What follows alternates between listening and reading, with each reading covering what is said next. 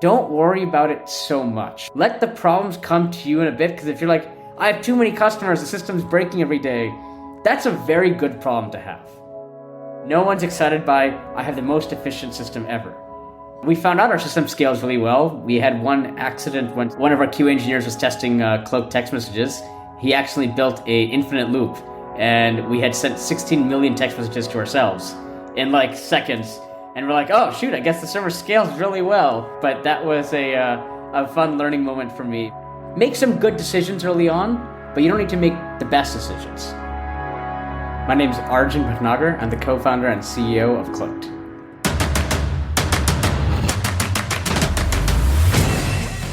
This is Code Story, a podcast bringing you interviews with tech visionaries who share in the critical moments of what it takes to change an industry and build and lead a team that has your back.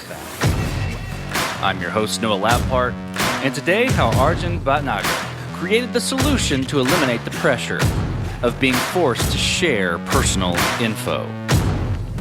All this and more on Code Story. Arjun Bhatnager has been coding since he was 10 years old, and in general, his family is full of entrepreneurs running their own businesses.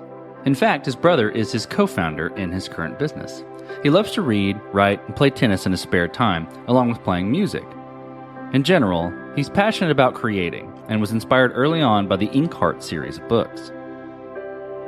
Arjun decided to build a prototype system which integrated all the data from every aspect of his life. What he figured out was that he didn't trust other companies to handle the data from these systems, and he needed a way to cloak his true credentials from those he utilized on other platforms. This is the creation story of Cloaked.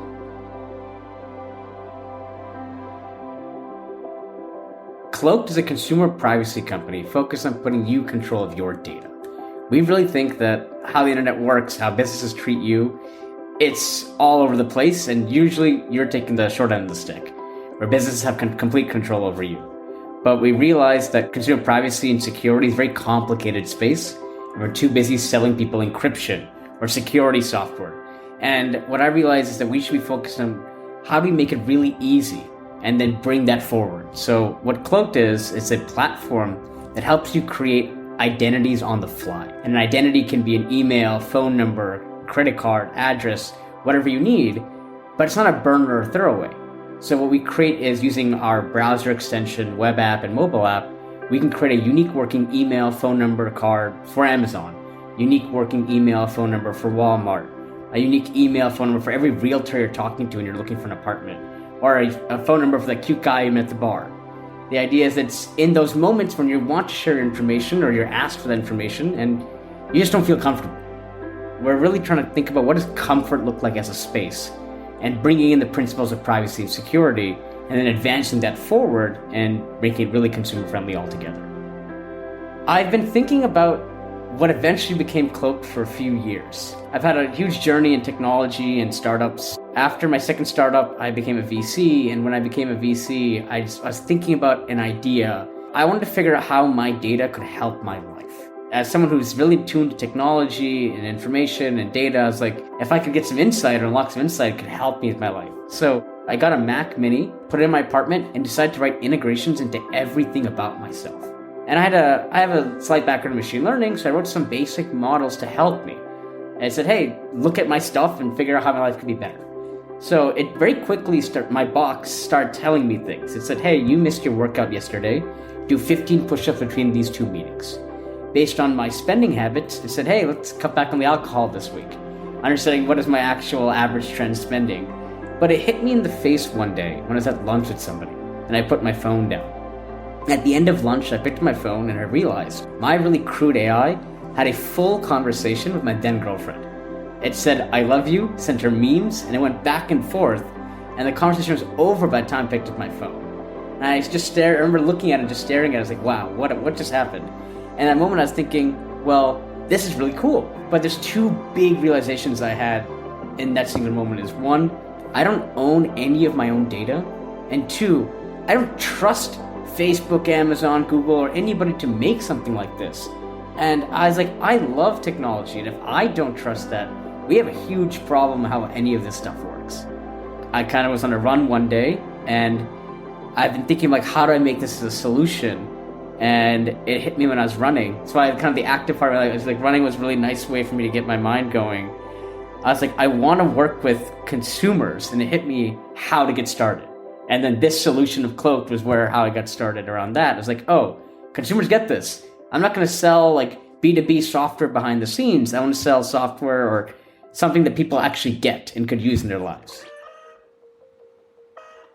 Well, tell me about the MVP. So that first product you built after you decided to make it. Maybe it's right after the run, right? You tell me where it was. But tell me about the MVP, how long it took to build, and what sort of tools you used to bring it to life.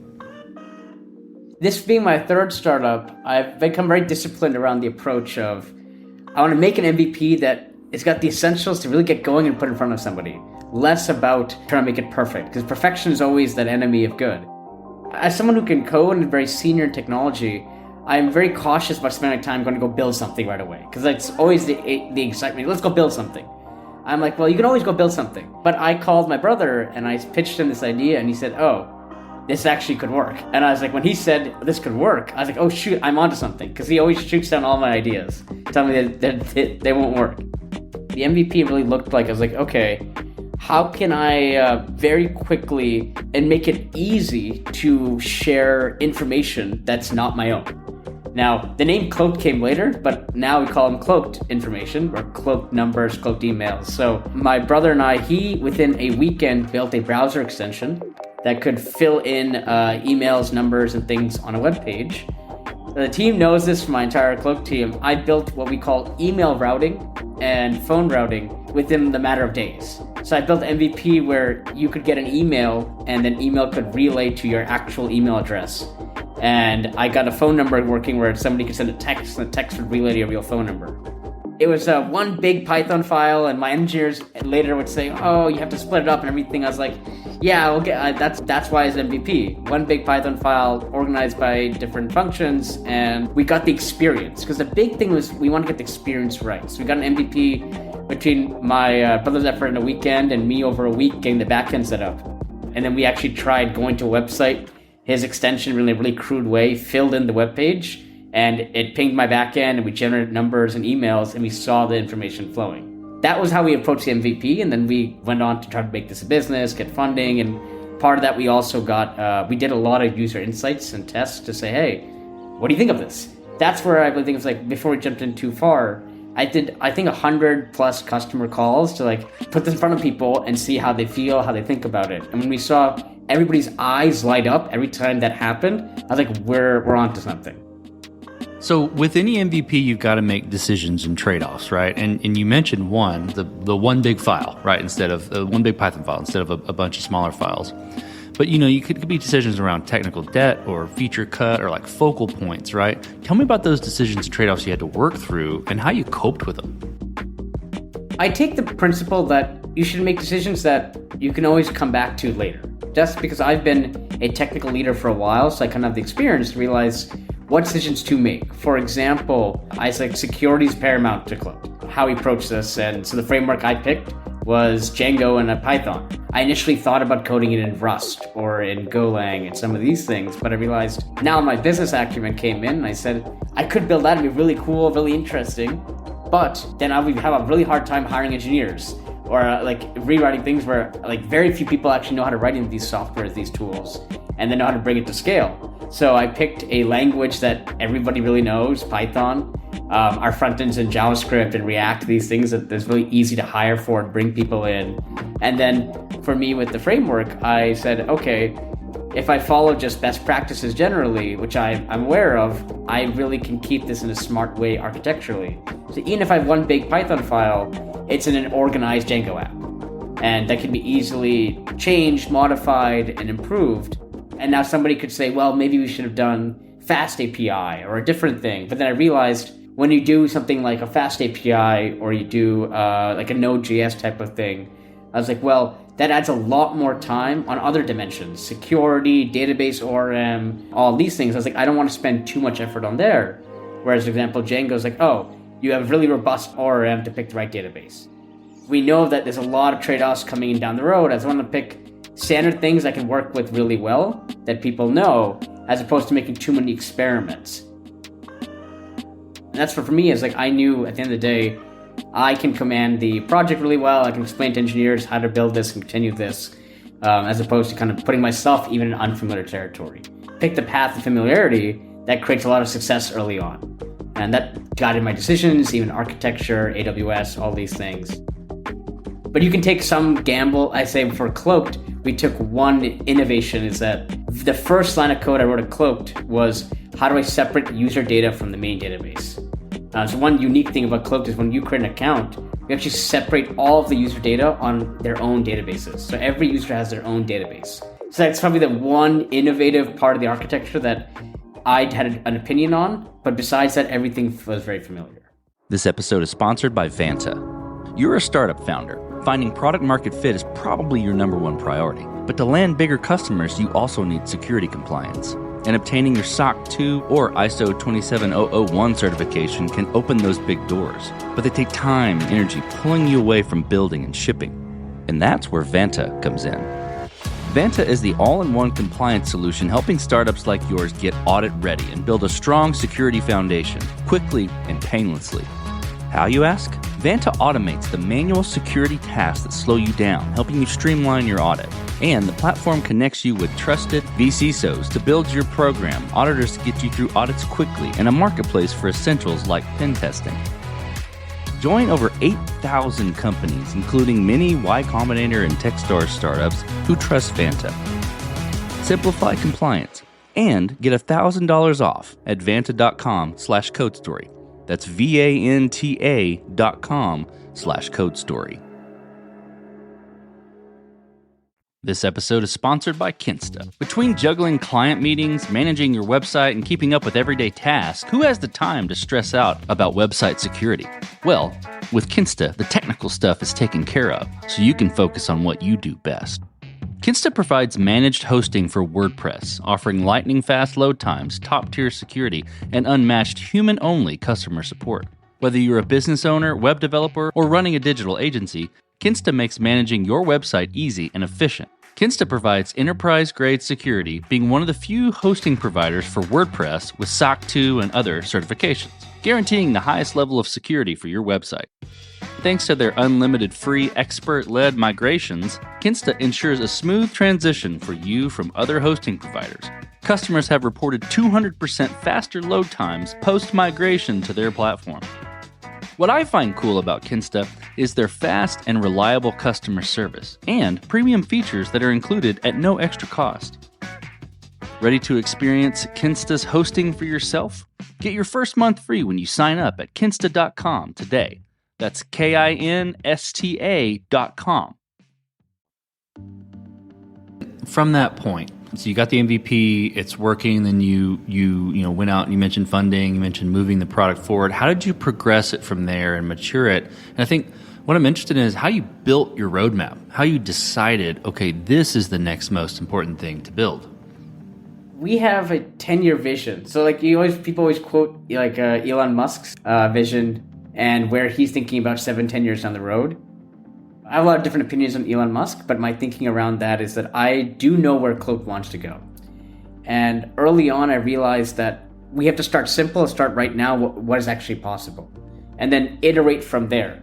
So very quickly for us, we was like, well, we got the extension going. Let's make a very lightweight dashboard to manage these things. Let's make it feel like a cohesive experience altogether. We made a lightweight mobile app on iOS that we try to make it at least work and function and sync across the different devices. And my idea is that I know I wanted to build a platform and make sure it's a cohesive, integrated experience. So with that in mind is then how do I actually make sure I get to that point? Whereas a lot of people, let's build MVP and then let's kind of keep putting cycles there. I knew where I wanted to go and I took steps to say, let's work on the platform bit by bit. Let's have customers come in and start using it. That was my goal, is that the path to customers is the first way to go. If you build, and never bring customers, you'll be stuck. So my goal is how do I quickly get to customers and then use that to help drive how I'm evolving this. If it's not customer driven, you're going to be stuck. Well, let's switch to team then. So So how did you go about building your team? And what do you look for in those people to indicate that they're the winning horses to join you? I've now had a few different experiences with co-founders and who do you bring on the team initially. My first thing about bringing the co-founders is bring people you really think you can connect with and trust. For co-founders, I realized off my experiences that who do I trust the most and who can work with me the best was my brother. And now most people can't have that or have that relationship, but there's often people from past work, relationships you build, or maybe introductions where you build that relationship with people. But I think trust is paramount when you're the co-founding team, because you're at this a long time. You're spending a lot of hours, spending years on this. You want someone who you can spend it day in and day out with. And then initial team, for me, I started off with Cloak by hiring a couple of contractors. I didn't mind if some of the code was thrown away. A lot of people get really caught up in like, oh, we're building technical debt, or this code will be thrown away. But for me, that was completely fine because I needed to get the experience and the idea of how will customers interact with this. And then when we first got our round of pre-seed funding, I brought on one person from my previous job. I had previously been his leader, and I guess an analogous analogy for someone else would be maybe a teammate, someone you worked with, a coworker. For me, I was his boss, and I always loved his work ethic, the way he approached problems, the way he said, let me think about this, get back to you. There's a lot of friction in figuring out the product early on, and you can't also have friction with the people you're working with. You want to have people that you can easily jive with and connect with. So he was someone I really knew well, brought him on, then brought the next person who's also somebody I've worked with for years, been a coworker on a few different things, and said, hey, would love for you to stop what you're doing and come work with me. Pitching them what I'm all about, and him saying like, yeah, that sounds amazing. So I had now a back-end engineer and a front-end engineer who just joined the team. And I was like, this is awesome. And that kind of became my first core team. And then we started slowly. I brought on one person who I worked with in the past, and he was a coworker of mine, and he wasn't quite ready to make a commitment, but he really liked what we were doing. And he joined us as a contractor, helping us a little bit on how we do things. But he then started making introductions. Oh, I have a great person you should meet, this person you should meet. And so that circle of trust kind of widens when you pick that core people you like. They often have people they know or people you know that kind of can get introductions to from either source. So for me, it starts with people you've worked with or know in a setting that there's not going to be a lot of friction and they can really help you figure out things. And then often, if you, along the way as a journey, built some network or things, or even if you haven't, that first person you bring on might bring on one other person. And that person brings on somebody else. And it's often a very easy domino effect, and how, at least for Cloak, that's how we really did it. I had a strong network myself, and I pulled people saying, hey, leave your job, come join me. And then they had like, Archie, if I'm coming on, you gotta bring on this person. He's amazing or she's amazing, and we brought them on. And that's really how we built the team as it grew. But early on, as a couple people, I said, you're really easy to work with. You're pretty smart. It's okay if the code's not great. Let's go at it.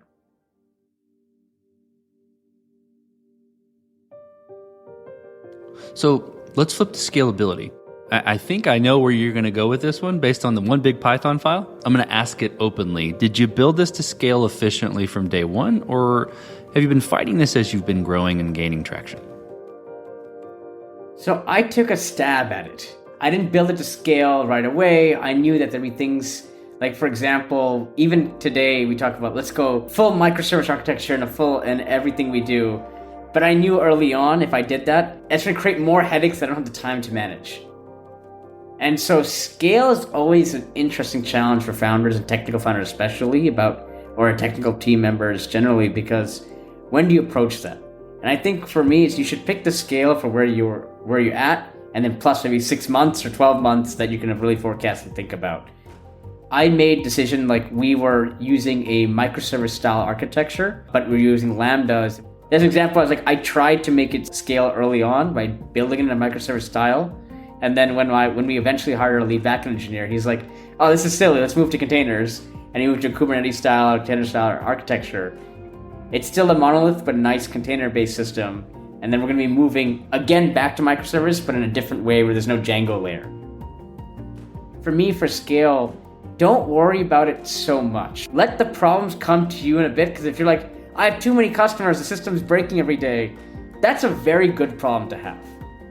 No one's excited by, I have the most efficient system ever. We found out our system scales really well. We had one accident when one of our QA engineers was testing Cloak text messages. He accidentally built an infinite loop, and we had sent 16 million text messages to ourselves in like seconds. And we're like, oh shoot, I guess the server scales really well. But that was a fun learning moment for me. But initially I never thought about, make some good decisions early on, but you don't need to make the best decisions. So, as you step out on the balcony and you look across all that you've built, what are you most proud of?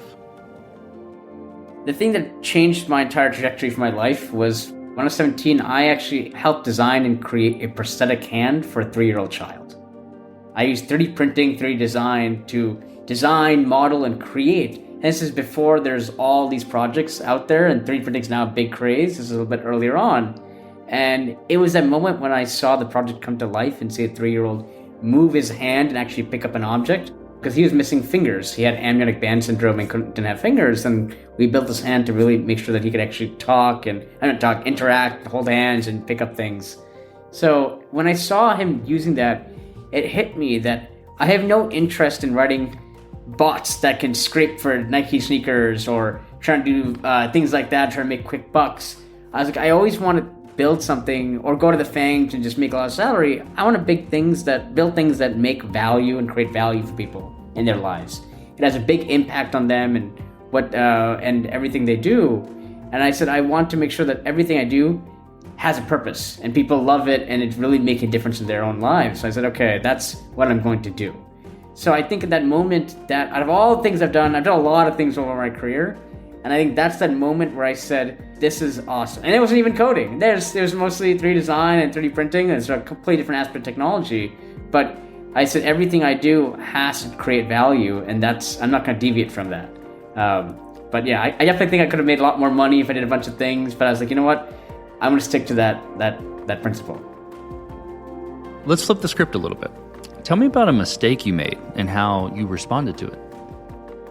I've made many mistakes. Mistakes people make when you get funding. This is the one mistake I made was that we got funding and I said, oh, I need to hire a bunch of really smart people. And I did. We hired a bunch of smart people, joined the team.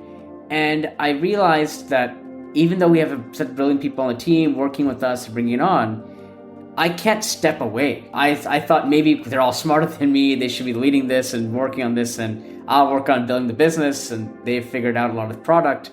I rectified the mistake after some time, but I said, I need to be directly involved in the product and the work we're doing. I can't step away and try to think about how business growth. At these early stages, it's really important. You have to be involved in a lot of things. Now, delegation and these things are really important, but your life and your blood and your thinking and all your imagination, creativity is in that business. And so if you don't bring that to life, you're not going to see in the products or the customer experiences. And if you don't go on customer interview calls, if you don't try to get insights, like these people often, when you're especially a founder, say, my team is working on that. It's really important that you sit on customer calls, you talking to your product teams, reviewing designs. Even if it's not like, I'm writing code because we need to move the business forward. It's more about that's how you stay in tune to what you're doing. So my mistake, I think, was that, that's how the world works, right? You have to bring some smart people and then delegate and then let them run the show. And then I guess that's how you're supposed to do it. And I was like, no, that's not the case. You're still the breathing heart of the business. You need to make sure that comes to life really easily, really in everything you're doing. And you will grow. As the business grows, customers come in, there'll be new delegation, more levels, but there's always at a core, and that's something I heard from other founders that even had 200 employees. He's like, yeah, Arjun, this is how it works. Like, you are into everything and it's not going to change for a while. And like, that's okay. So, okay, with Cloaked, what does the future look like for the product and for your team? We're still actively increasing and adding people to our team from engineering, design. And our team's one thing is all remote. So the company began in the heart of the pandemic. So we truly embraced being a remote company. And I think that's going to stay. Now, I think how do you make remote work? There's ideas of, I have some principles of that when you hire someone, try to hire someone near someone else. That way there's some buddy system. For me, I think team-wise, we're going to keep expanding and growing, adding people really amazing, wonderful, smart, talented to the team. We're all working towards this mindset that for where we're at right now, our goal is to put you in control of your identity. How do you perceive yourself when you're sharing information online? How do people perceive you? Making that really easy, simple. And the vision of Cloak is put you in control of everything about yourself, from your identity to your activity to even how apps personalize things to you. That's where we want to go and where our vision is. We know that's exciting, but you have to start simple. And that's where we're starting with the identity is like, how do people perceive and connect to you? And that's where people understand the problem the most. And then we add all these things as we advance, as opposed to scaring people away with blockchain and VPN and all these things. You want to make it baked in step by step, not throw everything all at once. Well, let's switch to you, Arjun. Who influences the way that you work? Name someone you look up to, or multiple people or things that you look up to, and why. If I had to say one name, it would be my father. My father is a brilliant man, and at his age, so hardworking. We joke that my brother's the innate brilliant one, and I'm the hardworking one. And my father somehow has both. He works harder than me and a genius. My mother equally has got the energy and decision-making ability that I have never seen parallel-wise. But between my parents, I think if I had to pick a name, between my father and mother. But in terms of the industry, I think we always call them the names like Steve Jobs and everything, but I think I look at it as a combination of each. Like when people ask me like what's one business thing that comes to mind, people think me to say Steve Jobs or Elon Musk. Like the first name I think about is Bezos because of his business acumen. How did he organize his team, approach a problem, build that to scale, the way he approached making this a massive business, and the mindset kept reinvesting in Amazon. The joke back like 12 years ago was that Amazon wasn't a profitable company because they kept reinvesting in themselves. So I think he made a lot of smart business decisions. But then I look at Elon Musk, he has a lot of quirks around him, but the thing that I admire really more than the other things is his ability to really put his voice out there and really make things happen. He said, I'm going to change industry. I'm going to put ourselves on the Mars. Like, I don't know if the likelihood he'll make it happen, but he does make some meaningful progress along the way. Steve Jobs, the obsession about customers and really making something that customers can love, I really admire. I don't like his attitude and the way he treated people. I think you can treat people well and change the world. I don't think those two are mutually exclusive, but with Steve Jobs' perspective, the way he approached building quality, perfection, but really all geared around the customer experience and customer obsession. That I really admire the most. It's technically very against Cloaked and thinking about Facebook, but Mark Zuckerberg, I think about, well, he's like, I built something and like, let's keep running, let's keep iterating, let's build cycles around improving. And so for me, I look at people as kind of the good traits to pick up and then watch out for some of the bad traits on these things and how can you learn from those? Well, last question, Arjun. So you're getting on a plane and you're sitting next to a young entrepreneur who's built the next big thing. They're jazzed about it. They can't wait to show it off to the world and can't wait to show it off to you right there on the plane. What advice do you give that person, having gone down this road a bit? So I met the founder in exactly this situation. The advice I gave is work on something that makes you happy or gives you energy.